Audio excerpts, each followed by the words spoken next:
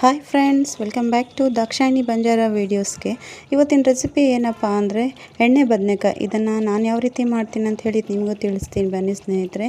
ನಾನು ಒಂದು ಸ್ವಲ್ಪ ಶೇಂಗಾನ ಹುರ್ಕೊಂಡು ಇಟ್ಕೊಂಡಿದ್ದೀನಿ, ಎಳ್ಳು, ಕೊಬ್ಬರಿ, ಹಾಗೆ ಶುಂಠಿ, ಬೆಳ್ಳುಳ್ಳಿ, ಗರಂ ಮಸಾಲ, ಧನಿಯಾ ಪುಡಿ, ಖಾರದ ಪುಡಿ, ಅರಿಶಿನ ಪುಡಿ, ಉಪ್ಪು, ಸ್ವಲ್ಪ ಹುಚ್ಚೆಳ್ಳು ಪುಡಿನ ಮತ್ತು ಹಾಗೆ ಸ್ವಲ್ಪ ಕೊತ್ತಂಬರಿ, 2 ಟೊಮೆಟೊನ ತಗೊಂಡಿದ್ದೀನಿ.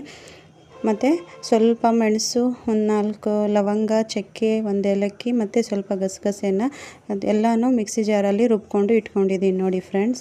ಇವಾಗ ನೋಡಿ ಈ ಥರ ಸಣ್ಣದಿರೋ ಎಳೆ ಬದನೆಕಾಯಿನ ತಗೊಂಡಿದ್ದೀನಿ. ನಾನು ಎಲ್ಲನೂ ಕ್ಲೀನಾಗಿ ತೊಳ್ಕೊಳ್ತಿದ್ದೀನಿ. ತೊಳ್ಕೊಂಡ ನಂತರ ನೋಡಿ ಈ ಥರ ಕಟ್ ಮಾಡ್ಕೊಳ್ತಿದ್ದೀನಿ. ಈ ಥರ ಕಟ್ ಮಾಡ್ಕೊಂಡಾಗ ಚೆನ್ನಾಗಿ ಬೇಯುತ್ತೆ. ಹಾಗೆ ಒಳಗಡೆ ಏನಾದರೂ ಹುಳ ಆದರೆ ಏನಾದರೆ ಎಲ್ಲ ನೋಡ್ಕೊಳ್ಬೋದು ಇವಾಗಲೇ. ಹಾಗಾಗಿ ಸಣ್ಣದಾಗೆ ಕಟ್ ಮಾಡ್ಕೊಳ್ತೀನಿ ನಾನು.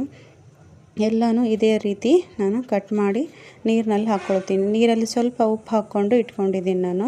ಇದೇ ಥರ ಕಟ್ ಮಾಡಿ ನೀರಲ್ಲಿ ಹಾಕ್ಕೊಳ್ತಿದ್ದೀನಿ ನೋಡಿ.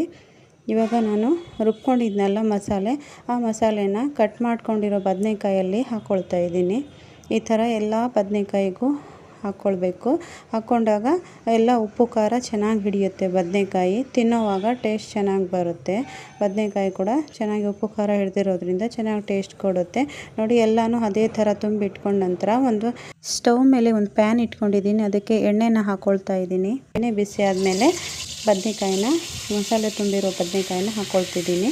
ಬಸ್ ಇದನ್ನು ಹಾಕ್ಕೊಂಡ ನಂತರ ಇದನ್ನು ಜೋರಾಗಿ ತಿರುಗಿಸ್ಬಾರ್ದು ಫ್ರೆಂಡ್ಸ್. ಇದನ್ನು ಮೆಲ್ಲಗೆನೇ ತಿರುಗಿಸ್ಬೇಕು, ಯಾಕಂದರೆ ಒಳಗಿರೋ ಮಸಾಲೆ ಎಲ್ಲ ಹೊರಗಡೆ ಬಂದುಬಿಡುತ್ತೆ. ಇಲ್ಲ ಅಂದರೆ ಈ ಥರ ಚೆನ್ನಾಗಿ ಮಿಕ್ಸ್ ಮಾಡ್ಕೊಳ್ಬೇಕು ಎಲ್ಲನೂ.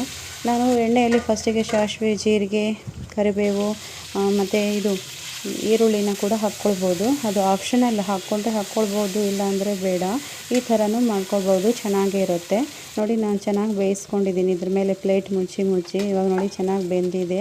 1-2-3 ಸಲ ಇದೇ ಥರ ಪ್ಲೇಟ್ ಮುಚ್ಚಿ ಬೇಯಿಸ್ಕೊಂಡ ನಂತರ ಉಳಿದಿರೋ ಮಸಾಲೆನ ಕೂಡ ಹಾಕ್ಕೊಳ್ತಿದ್ದೀನಿ. ಅದು ಕೂಡ ಚೆನ್ನಾಗಿ ಫ್ರೈ ಆಗಬೇಕಲ್ವಾ. ಮಸಾಲೆ ಎಲ್ಲ ಸ್ವಲ್ಪ ಹಸಿ ವಾಸನೆ ಹೋಗೋ ತನಕ ನಾನು ಚೆನ್ನಾಗಿ ಫ್ರೈ ಮಾಡ್ಕೊಳ್ತಾ ಇದ್ದೀನಿ. ಇದನ್ನು ಸ್ವಲ್ಪ ನೋಡಿಕೊಂಡೇ ತಿರ್ಗಿಸ್ಕೋಬೇಕು. ಮತ್ತು ಸ್ವಲ್ಪ ಮಿಕ್ಸಿ ಜಾರ್ ತೊಳೆದು ನೀರು ಹಾಕ್ಕೊಳ್ತಾ ಇದ್ದೀನಿ. ನಮಗಿದು ಗಟ್ಟಿ ಬೇಕಾ ತೆಳುಗೆ ಬೇಕಾ ನೋಡ್ಕೊಂಡು ಹಾಕ್ಕೊಳ್ಬೇಕು. ಸ್ವಲ್ಪ ಗಟ್ಟಿನೇ ಇರಬೇಕು ಎಣ್ಣೆ ಬದನೆಕಾಯಿ ಅಂದರೆ. ನಾನು ನೀರು ಹಾಕ್ಕೊಂಡಿದ್ದೀನಿ ಸ್ವಲ್ಪ. ನಾನು ಸ್ವಲ್ಪ ಬೇಯಬೇಕಲ್ವ, ಅದಕ್ಕೆ ಇನ್ನೂ ಸ್ವಲ್ಪ ನೀರು ಹಾಕ್ಕೊಂಡು ನಾನು ಬೇಯಕ್ಕೆ ಇಟ್ಕೊಂಡಿದ್ದೀನಿ ನೋಡಿ. ಇವಾಗ ಯಾವ ಥರ ಆಗಿದೆ ಅಂತ ಹೇಳಿ ನೋಡಿ. ಎಷ್ಟು ಚೆನ್ನಾಗಿ ಕಾಣಿಸ್ತಿದೆ ಅಲ್ವಾ. ಇನ್ನು ಸ್ವಲ್ಪ ಬೇಯಿಸ್ಕೊಳ್ತೀನಿ. ಯಾರೆಲ್ಲ ನನ್ನ ವೀಡಿಯೋಸ್ನ ನೋಡ್ತಿದ್ದೀರೋ ಒಂದು ಲೈಕ್ ಕೊಡಿ. ಹಾಗೆ ಈ ಥರ ಮಾಡ್ಕೊಂಡು ನೀವು ಟೇಸ್ಟ್ ನೋಡಿ ನನಗೆ ಕಮೆಂಟ್ಸ್ ಮಾಡಿ ಫ್ರೆಂಡ್ಸ್. ಹಾಗೆ ಯಾರೆಲ್ಲ ನನಗೆ ಸಬ್ಸ್ಕ್ರೈಬ್ ಮಾಡ್ಕೊಂಡಿಲ್ವೋ ಸಬ್ಸ್ಕ್ರೈಬ್ ಮಾಡ್ಕೊಂಡು ನೋಡ್ಕೊಳ್ಳಿ. ಹಾಗೆ ನೋಡಿ ಎಷ್ಟು ಚೆನ್ನಾಗಾಗಿದೆ ಅಂತ ಹೇಳಿ. ಎಣ್ಣೆ ಬದನೆಕಾಯಿ ತುಂಬಾ ರುಚಿಯಾಗಿರುತ್ತೆ ಫ್ರೆಂಡ್ಸ್. ಇದನ್ನು ರೊಟ್ಟಿ, ಚಪಾತಿ ಹಾಗೆ ಅನ್ನ ಜೊತೆ ಕೂಡ ತಿನ್ಬೋದು. ತುಂಬ ಟೇಸ್ಟಿಯಾಗಿ ಬರುತ್ತೆ ಎಣ್ಣೆ ಬದನೆ.